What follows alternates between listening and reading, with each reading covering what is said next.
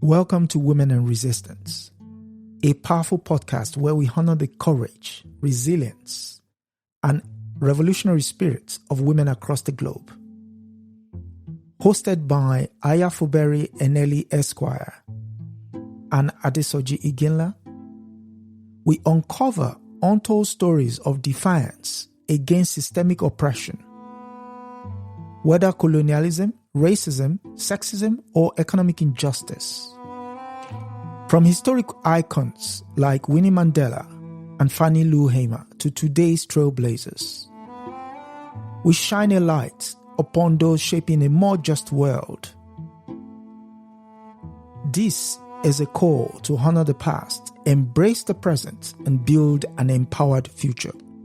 Yes, greetings, and welcome to another episode of Women in Resistance. I am your host, Adesoji Iginla, and Women in Resistance is a podcast where we honor the work of women historically who have done a lot to further the cause of the Black body. Tonight we have the esteemed honor of having in our midst a writer, poet, socialist, feminist, warrior, and should I add, self-described Black lesbian, Audre Lorde. Welcome. Good evening. Good evening, and thank you for answering the call. Let me set the stage. You are, as everybody knows, a foremost writer and poet, but a lot of people might know you through your art form. But so this platform gives you the opportunity to help, show the other side of you. First and foremost, it would be, who is Audre Lorde beyond the name, the books? If you could give us a walkthrough from your early days of consciousness. I much don't want to be here tonight. Okay. I suppose that in many respects, I could be the poster child of that most famous of tropes that they like to impose on Black women, the angry Black woman. And I will, I think, later share a little bit more about my anger. For it is a righteous anger, and it's not one that I have any problems expressing, although I am quite aware of its ability as a passion to power me and to power life. There are also consequences. But get beyond a surliness that I am feeling at this moment and try to be a bit more hospitable to you and your audience. I, after all, was raised by West Indian parents, and if you know anything about a West Indian upbringing, we are raised to know our manners. Although I must say, in that respect, I must have brought quite a bit of embarrassment to my family. Actually, I did bring a great deal of embarrassment to my family. I was born Black and a woman. In my lifetime, I tried to become the strongest person I could, to live the life I had been given, and to help effect change towards a livable future for this earth and for my children. As a Black lesbian, feminist, socialist, poet, mother of two, including one boy, and a member of an interracial couple, I usually found myself part of some group in which the majority defined me as deviant, difficult, inferior, sometimes just plain wrong. From my membership in all of these groups, I learned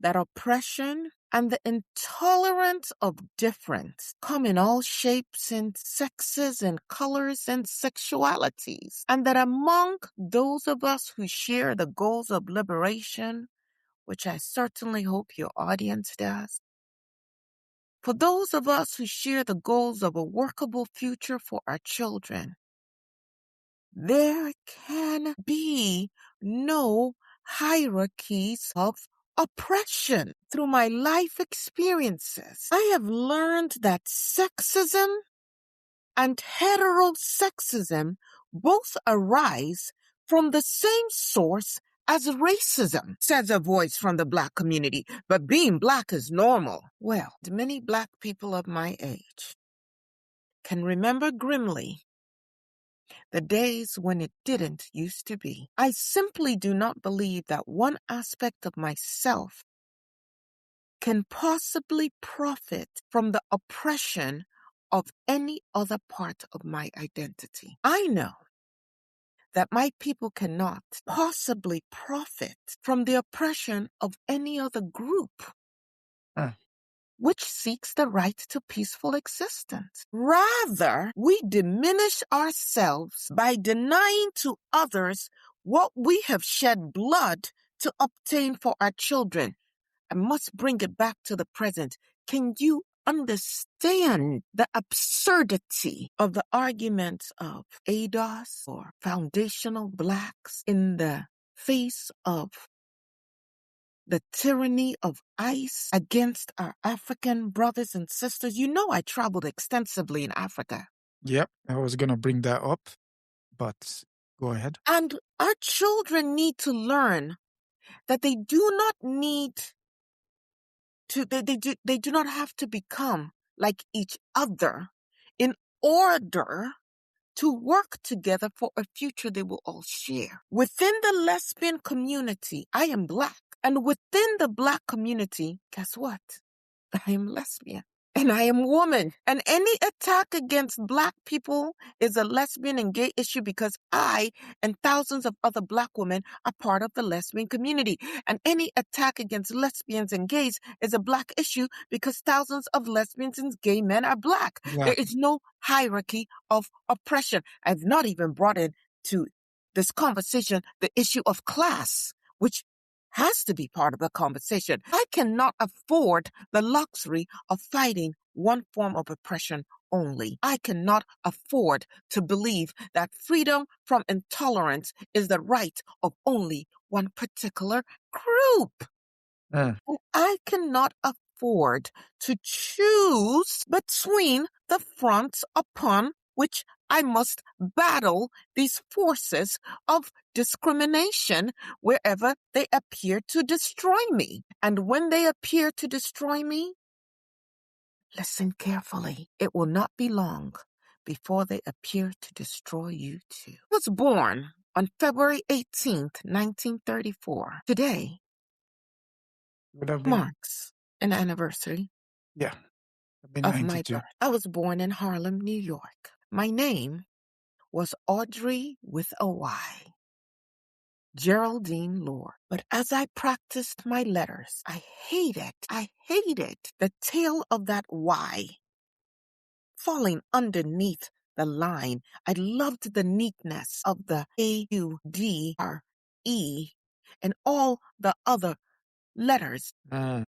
So I removed the Y because I preferred precision. I believed that names shape. My parents were immigrants from Grenada in the Caribbean. They carried island memory into northern streets. My father was Frederick Byron Lorde. He worked tirelessly and was a great provider for our family. I have fond memories of sneaking into his pockets and stealing money, including when I thought that although I was the smartest kid and for the election to be president, I was the one, they said it was based on merit, and as the smartest kid, I was the one who should be elected as president. I still thought I would oil the wheels of the election just a little bit as the only Black student in this Catholic school. And I liberally stole from my father's pockets, buying hard candy and such. My mother warned me, you better go to that school and focus on your studies. You're not there to win any election, and don't come back to this house crying when you lose. I did. It was unfair. Meritocracy, they say. Yeah, those exist. My mother was Linda Belmar Lorde, and she believed in discipline, dignity, and respectability as survival strategies in a racist America. We never talked about race. My mother could have passed for a white woman. The product of, are we allowed to say it on these airwaves? Please do. Go ahead. Her mother having been taken advantage of by a white man. I was the youngest of 3 daughters. My older sisters were very well behaved, much lighter skinned. They did not embarrass the family. I, on the other hand, was darker skinned, nearsighted almost to the point of blindness, watching everything, stumbling over my feet. I didn't speak or read till I was almost 4 years old, screamed at everything. And my mother was forever pinching me to get me to act right. Once I discovered the world of books, found a world that I could escape into. And my childhood was one in which I was constantly trying to find a place to escape to. I was put in these schools run by nuns who I suppose thought they were doing their duty, but made it very clear they had no love for we Black kids in these schools, and they let us know as much. I survived those nuns. You ever had to play the game of fairies and brownies in your class? Take a guess. Who do you think were the fairies? What did you think you had to do to be a fairy? And what do you think you had to do to be a brownie? I was a brownie most of the time. But every once in a while, especially after I learned my numbers, I'd spend a few days as a fairy. Few days. Sometimes I would break my glasses, and then I was really in trouble. And the nun would piously ask all the other students, pray for me, because I was such an evil and wicked child who would cause my parents such financial hardship by breaking my glasses as though I had done it intentionally. And since I could not see to get my work done, I would be sat in the back of the class with a dunce hat on my head.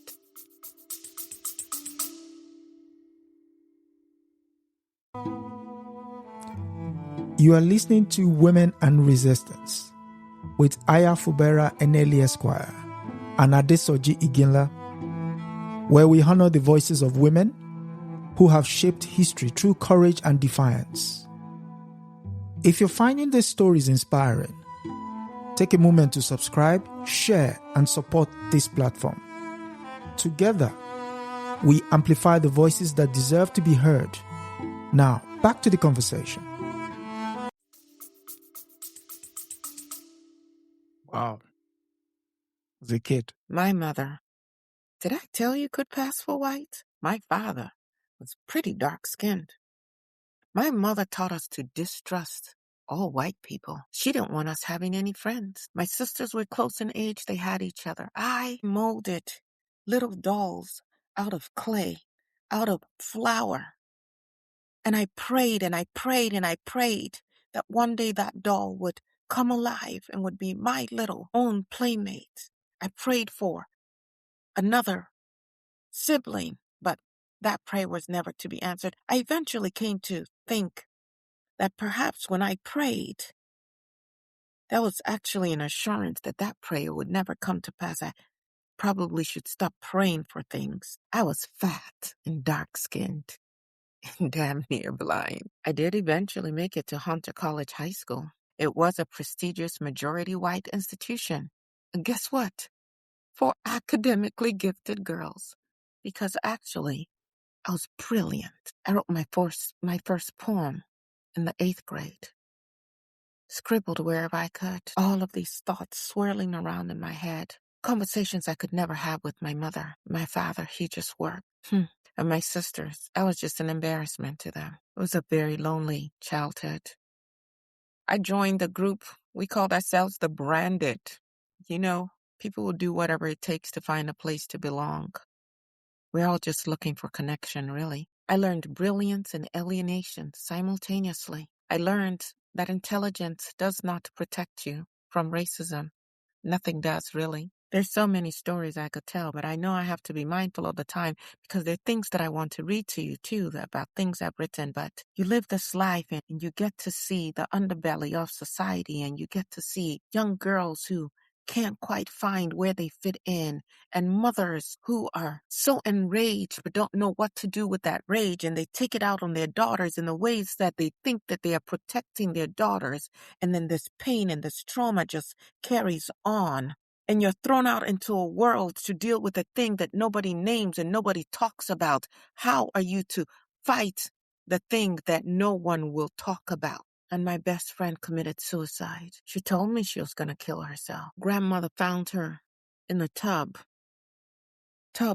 pink in color, water pink in color. She had slit her wrist, but they found her in time and they saved her life. But she said, I'm going to kill myself. Ingested rat poison, hurt her from the inside out. You know what it feels like? To do what? To watch the body of your 15-year-old friend in a casket lowered into the ground, only to come back home and have your parents talk to you about how to stay away from those people. Which people? They didn't even know her, couldn't understand her pain, but judged her nonetheless. Do you know how many young people are out in the streets today? Misunderstood. I moved out of my family home as soon as I graduated from high school, had an abortion on a kitchen table not even 6 months later. And here we are. It's 2026, and y'all have messed around and allowed this patriarchy to take away the rights of women to safely control their reproduction. Spare you the details, but the stories abound of botched abortions in alleyways and back rooms, of young girls who bled to death. Is that what you all want again? I mean, funny you should bring that up. In one of your essays in Sister Outsider, you did ask the question, when would white women and black women come together to find common ground? One would have thought Roe v. Wade would have been the common ground. Yes. Yes. I am angry, but I would try to stay on point because for all the embarrassment I caused my parents, they did instill in me good manners. I traveled extensively in Mexico, eventually returned back to the United States of America, and I earned my BA from Hunter College in 1959. And then I earned my master's in library science from Columbia University in 1961. Yes, I was a librarian before I was publicly a radical poet, as they would say. My friends, hold on to the libraries. Personal and public. Libraries are archives of memory. Memory is resistant. Memory is resistant. Don't let them erase your memory. Some will say that I was sexually adventurous. Okay. I would say I was horny. Yes. And I did not shy away from sharing about my experiences. And neither should you. 1962. Although I had, prior to that, had many sexual experiences with women, I married Edward Rollins, a white attorney. Yes, he was male. This was not a betrayal of myself. It was a part of my evolution. And I reserve the right at all times to evolve, as should you. 1960s did not offer Black women easy pathways to self-definition. You can judge from where you are now. Let's be honest. 2026 does not offer Black women easy pathways to self-definition, especially around sexuality. Yeah, you do have a point. With Edwin, I had 2 children, Elizabeth Rollins and Jonathan Rollins. Motherhood deepened my sense of urgency. And by 1970, I divorced Edwin to be true to myself. At that point, I was fully stepping into my identity as a lesbian. After my divorce, I formed a long-term relationship or partnership with Frances Clayton. She was also white. And much later, after Frances and I parted ways, and in some of my books, I explore a little bit, not too much. But I do speak about this tension, this notion of, well, we're all lesbian, so our experiences are the same. But but you don't understand my experience as a Black woman. And if you negate that, you don't quite get me. And even though there were times that I tried to act like there were no differences, I had to be honest with myself that there indeed were differences, and that can cause a chasm. Later, I built a profound and enduring relationship with Gloria I. Joseph. She's a scholar, an activist, a thinker, and she's written extensively about our relationship, about me. We eventually made our home in St. Croix, U.S. Virgin Islands. I am not proud to say that that relationship was as beautiful as it was, that it was also fraught with its own tension. And in that relationship, I also saw my anger. Evolved into something else. And I will address that as well. Okay. It's important as I speak to you and as I hopefully encourage you and your listeners to not just sit as spectators of my life, but to consider your own lives, to understand that for me, love was never separate from politics, and that my work was never separate from my love, and my love was never separate from my work. There was no compartmentalizing once I came fully into myself. How I named myself, I said I am Black, lesbian, mother, warrior, poet, not Black first because it was convenient, not lesbian last because it was safer. Every word was deliberate. Of course, I have many published works. I'm going to go through that really quickly, and then I'm going to read some of my works to you. In 1968, I published my poetry, The First Cities. And then in 1970, Cables to Rage, coincided with my divorce. 73, From a Land Where Other People Live. In 1974, I published New York Head Shop and Museum. In 1976, I published Coal. 1978, The Black Unicorn. In 1986, Our Dead Behind Us. In 1993, The Marvelous Arithmetics of Distance. These were all poetry books. And in terms of prose, I published the Cancer Journals in 1980. I also published Zami, A New Spelling of My Name in 1982. I've already shared with you Sister Outsider, which was published in 1984. Excuse me. And A Burst of Light in 1988. In Zami, I described as a biomythography because truth is layered. I think now would be a good time for me to do some reading, if that is okay with you. Please Is that do. okay with you? Yeah. But give me a second. There's so much I want to share with you. This is from my book, The Master's Tools Will Never Dismantle the Master's House. I want to first talk about the uses of the erotic, because I am aware that there are some people who have relegated me to just the erotic, the salacious. And like I said, yes, I was horny and I loved making love. But let's talk about the uses of the erotic. There are many kinds of power, used and unused, acknowledged or otherwise. The erotic is a resource within each of us that lies in a deeply female and spiritual plane, firmly rooted in the power of our unexpressed or unrecognized feeling. I'm not going to read all the way through. I'm going to just select some parts to read to you. We have been taught to suspect this resource, vilified, abused, and devalued within Western society. On the one hand, the superficially erotic has been encouraged as a sign of female inferiority. On the other hand, women have been made to suffer and to feel both contemptible and suspect by virtue of its existence. It is a short step from there to the false belief that only by the suppression of the erotic within our lives and consciousness can women be truly strong.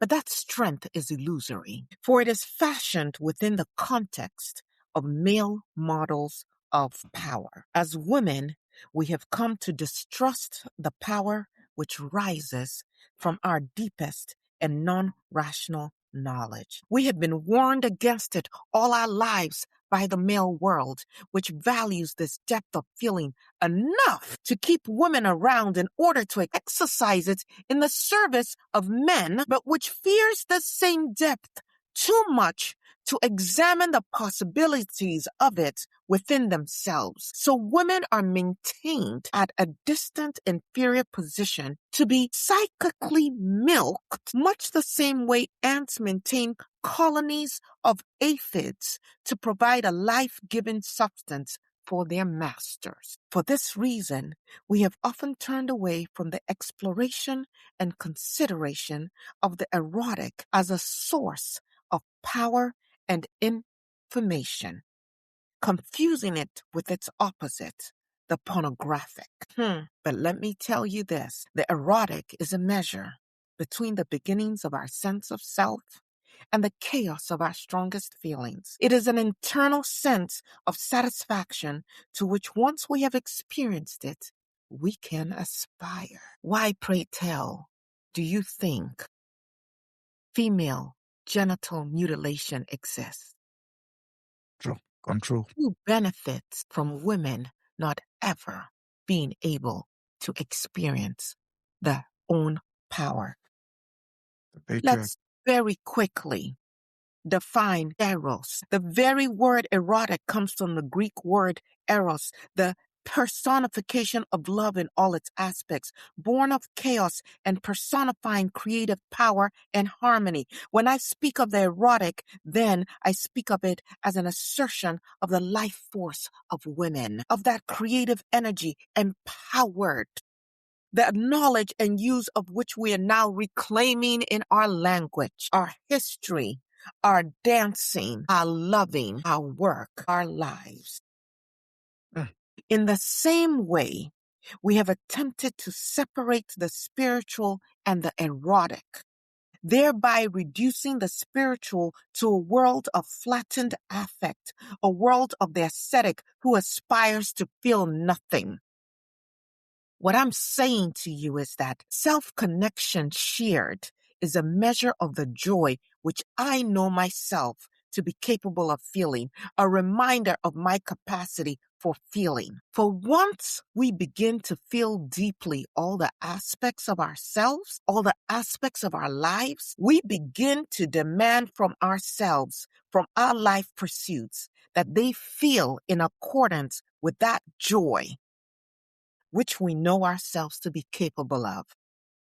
Our erotic knowledge empowers us, becomes a lens through which we scrutinize all aspects of our existence. That's why they don't want us to have our orgasms. But I had mine, and I encourage you to have yours. Listen, in touch with the erotic, I become less willing to accept powerlessness or those other supplied states of being which are not native to me, such as resignation, despair, self-effacement, depression, self-denial, all the things that they have told women to wear as cloaks, as some kind of jewelry that makes us more desirable. What a crock of you-know-what. What would you like to say as I look for the next area that I want to read? Because I do want to talk about anger, and I want to specifically talk to my sisters about this suppressed anger and what it does to us. Yeah, I was going to pose a question with regards to your traveling. You've been to Berlin, Lagos, and your poems have cited the issue of marginalized groups. I see you are not willing to address the erotic. Does it make you uncomfortable? No, it doesn't. Actually, I have the book, but no, it doesn't. Carry on with your question. I'm So listening. the question being communicating the experience of marginalized groups. I mean, in that case, you could also bring in the question of the erotic group, where men do control the desires of women through female genital mutilation, and also the encouragement of chastity and what have you. I mean, there are various forms in which. Chastity just for women, though, because you men are Yes, supposed to go sow your royal oats. of course. I mean, what would the world be without men, exploring the limits of patriarchy, as it will be? So, yeah, that said, so, I mean, question would be, how does one reconcile that with the call to arms with regard, not call to arms, maybe that's a strong word, call to solidarity between marginalized groups, i.e., I mean, 2026, the Latinos and the Africans and African Americans who have decided, well, go our separate ways and effectively playing into the hands of the racists, as it were, and now bearing the brunt of such a problem. So, Well, I think it's important that we define what racism is.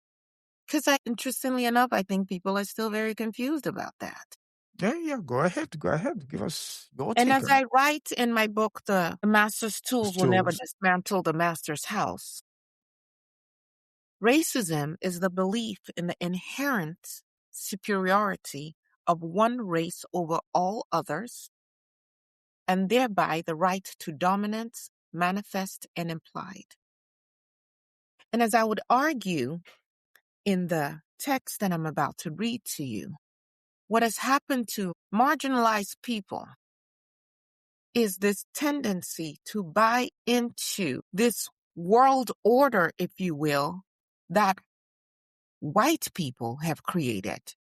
This racial hierarchy. And within my family, as the darkest child, I certainly experienced that. And so you can understand how within the world system, there is a struggle, if you will, not to be the one at the bottom, which would be Black, which would be the darkest. And even within particular groups, whether Latino, whether Asian, or what, just make sure you're not the darkest even within that group. And as I read this, it might help even to explain or better address what you're raising, because what I've also talked about is in some of my writing in Sister Outsider is also this notion of what do we understand unity to be? I argue that unity implies the coming together of elements which are to begin with varied and diverse in their particular natures. And our persistence in examining the tensions within diversity actually encourage growth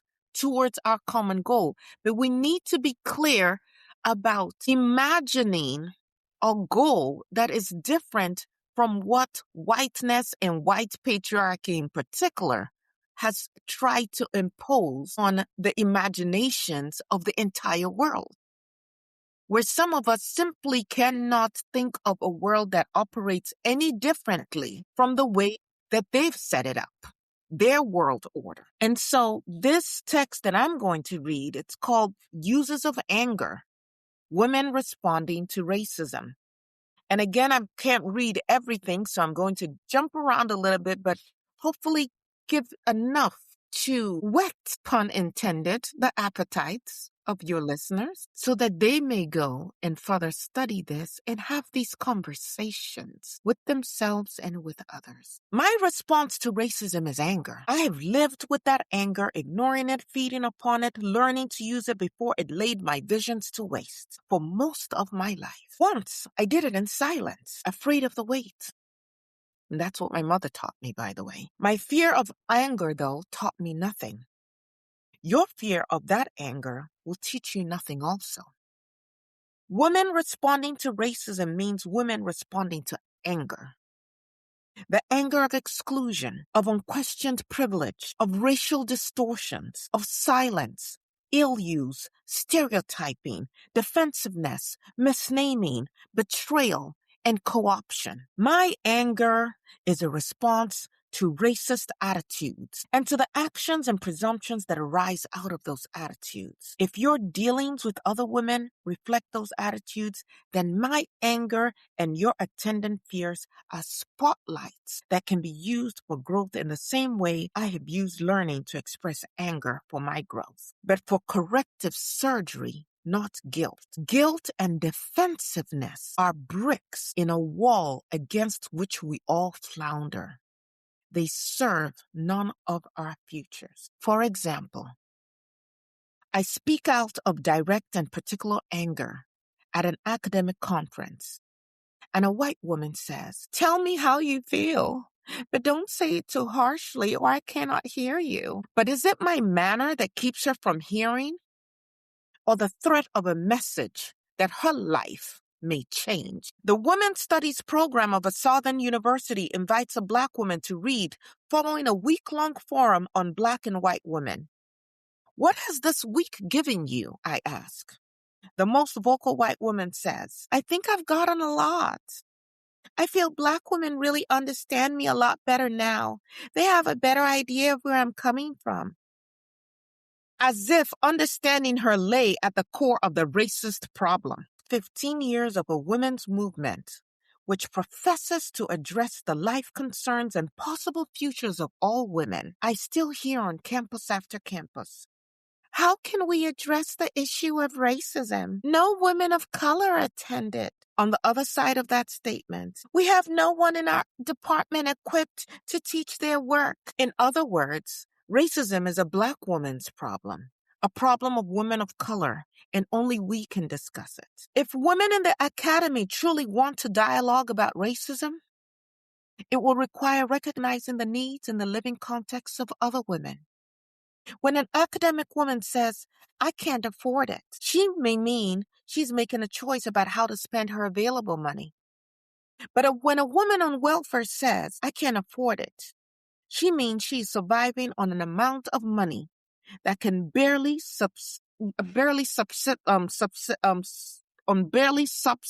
her in 1972, and she often does not have enough to eat.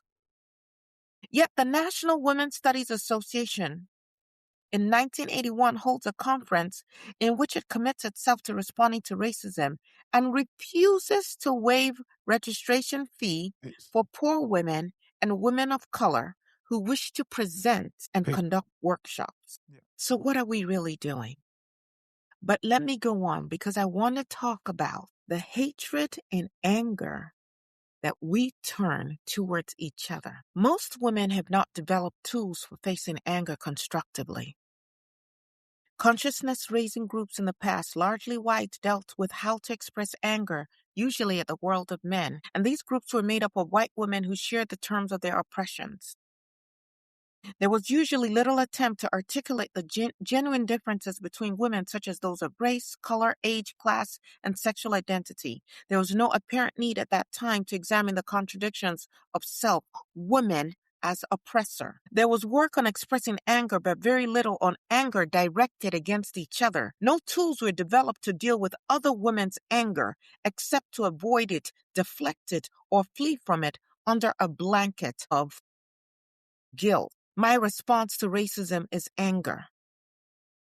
That anger has eaten clefts into my living only when it remains unspoken, useless to anyone. When women of color speak out of the anger that laces so many of our contacts with white women, we're often told that we're creating a mood of hopelessness, preventing white women from getting past guilt. To turn aside from the anger of Black women with excuses or the pretext of intimidation is to award no one power. It is merely another way of preserving racial blindness, the power of unaddressed privilege, unbreached, intact. Guilt is another form of objectification. Oppressed peoples are always being asked to stretch a little more, to bridge the gap between blindness and humanity. Black women are expected to use our anger only in the service of other people's salvation or learning. My anger has meant pain to me, but it has also meant survival. But I also want to speak about that anger when it's turned against each other. You know, Black women, when we see each other and we don't speak.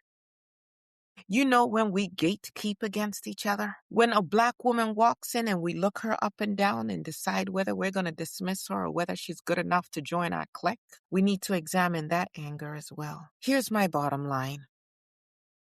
I am not free while any woman is unfree, even when her shackles are very different from my own. And I am not free as long as one person of color remains chained, nor is any one of you. In the little time that we have left, I want to say this. The master's tools will never dismantle the master's house. Difference is not threat. Difference can be power. It is power. Black liberation movements often ask Black women to be quiet. They often ask us to subordinate gender to race, to subordinate sexuality to unity. I refused. I refuse today. Your silence will not protect you. My silence did not protect me. And particularly Black women, your silence will not protect you. And yes, my life was not confined to the United States. I traveled and taught extensively in Mexico, where I confronted both freedom and fear. In West Africa, where I felt the spiritual resonance of return, of course, in St. Croix. In Germany, where I am memorialized. In the 1980s, I was invited to teach at the Free University of Berlin.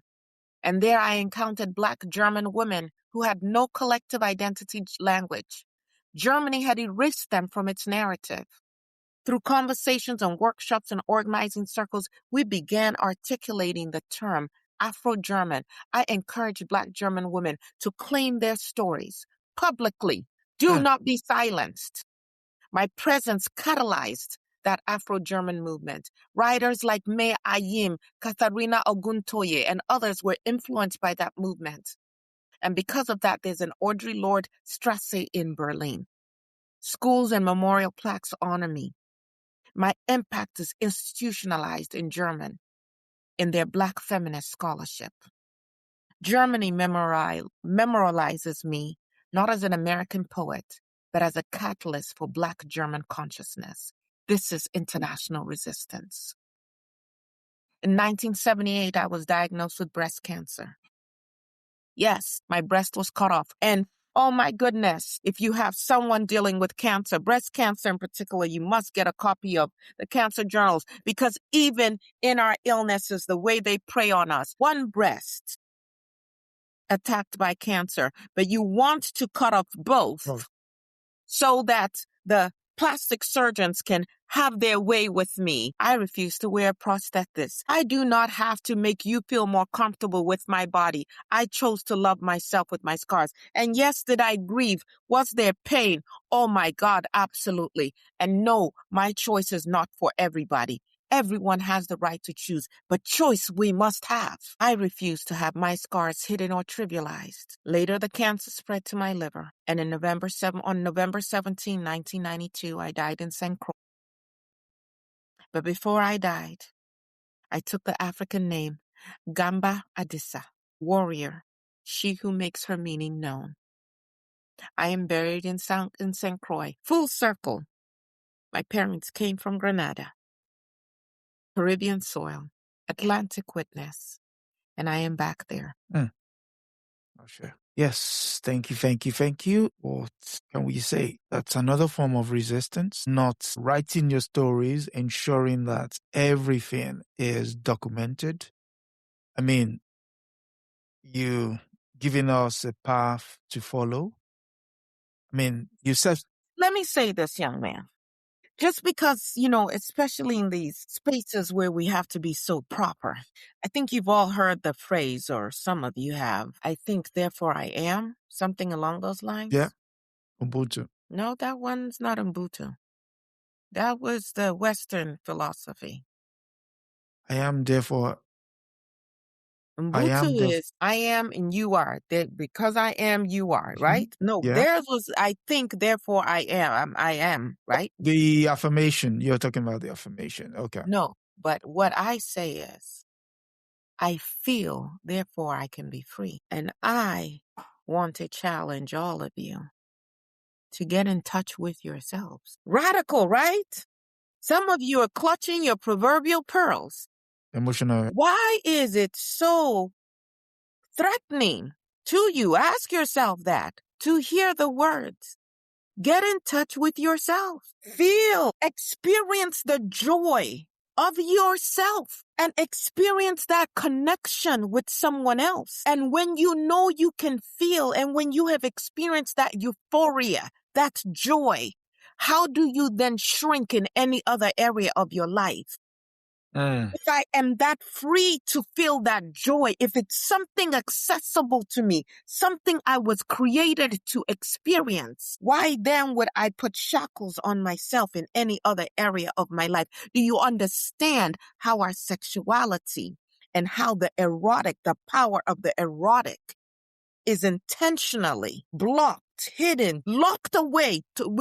You are made to feel like some kind of dirty, defective human being for even considering it. And trust me, I went to all of these schools run by nuns, the indoctrination. But how can you be free if you won't feel? How can you truly connect with others? Can we rethink the world order and truly love others when we are too afraid to experience ourselves? How? How? I wish this was a dialogue that we could have with your audience. How? Question. Now, I recognize your maleness. I'm going to ask your female audience. When was your last orgasm? Think it's a tragedy that from the research that has been done, the statistics show that a great percentage of women die without ever having experienced that. And then this notion of purity. And if a man has not chosen you and did not, what is your terminology, put a ring on it? On the finger. You stay locked away from yourself for your entire life? What level of madness is that? Did I make you uncomfortable? No. I mean, I read the book, so I was quite prepared for what you were going to throw at us. So, no. I mean, being prudish is not a Western concept. Yeah. Their constructs, while they then practice all manner of debauchery in the dark. Listen, when someone uses you for their pleasure without your consent, it's abuse. Very much so. How is it that you are made to feel dirty to experience your own pleasure, but when you are objectified and used for someone else's pleasure, then that's okay. Freedom starts with that self-connection. And perhaps it would begin to allow us to process better some of this anger. It was an anger that sometimes came out in my intimate relationships. All of the suppression, all of the parts of us that we are forced to suppress, to fit in. To fit into what? Construct. A construct designed to annihilate us. We must break free. I thank you for your time. No, I thank you. I thank you for the energy. I thank you for the forthrightness. I thank you for the words, because it's often not easy to find the words to express one's innermost desires, as it were. And we've been conditioned to feel, to use your words, dirty, prudish, disdain when we talk about sexual proclivities. And for want of a better word, I think your take on our emotions and how it's thrown out to the world, because we have this repressed side of us. Hopefully, your presence today and the words you've used would loosen the strings of repression. Will moisten the path. To use your words, yes. Yeah. Not the words I will use, but I defer to you. I defer to you. Ms. Lorde, what else can we say? Thank you very much. As we next week, we're going to be talking to Miss Ida B. Wells. I'm not sure most people have heard of her, but next week will also be a chance to walk her path, hear what she's got to say to us with regards to what we're currently experiencing. Because, again, we're talking about women and their bits to ensure that we survive whatever is thrown at us. And like you said in the course of your speaking, whether public library or personal libraries, those are our memories. our memories are ways of ensuring that we survive of what's next is to come. And we've experienced most of these things before if we just gain a hold on our memories. And yes, so next week it's going to be Ida B. Wells and Miss Lorde. Thank you for coming through. Any final thoughts? Freedom begins with self. And to Your power. To everyone that has given us May some... I? Yeah, I go. realize that the time is late. There is something that I feel inclined to share, if I may. Just dropped in my spirit. And I apologize. I probably should have shared this earlier. With everything going on with the taxpayer-sponsored Ku Klux Klan, now labeled as ICE, I think it's important to share this poem with your audience, and these will be my last words. It's titled A Woman Speaks. Moon-marked and touched by sun, my magic is unwritten. But when the sea turns back, it will leave my shape behind. I seek no favor, untouched by blood, unrelenting as the curse of love. Permanent as my errors or my pride, I do not mix love with pity. Now, this is not the one I want to read to you. My apologies. Let me read this one. I want to read about power. Power. The difference between poetry and rhetoric is being ready to kill yourself instead of your children. I am trapped on a desert of raw gunshot wounds and a dead child dragging his shattered black face off the edge of my sleep. Blood from his punctured cheeks and shoulders is the only liquid for miles, and my stomach churns at the imagined taste while my mouth splits into dry lips without loyalty or reasoning, thirsting for the wetness of his blood as it sinks into the whiteness of the desert where I am lost without imagery or magic, trying to make power out of hatred and destruction, trying to heal my dying son with kisses.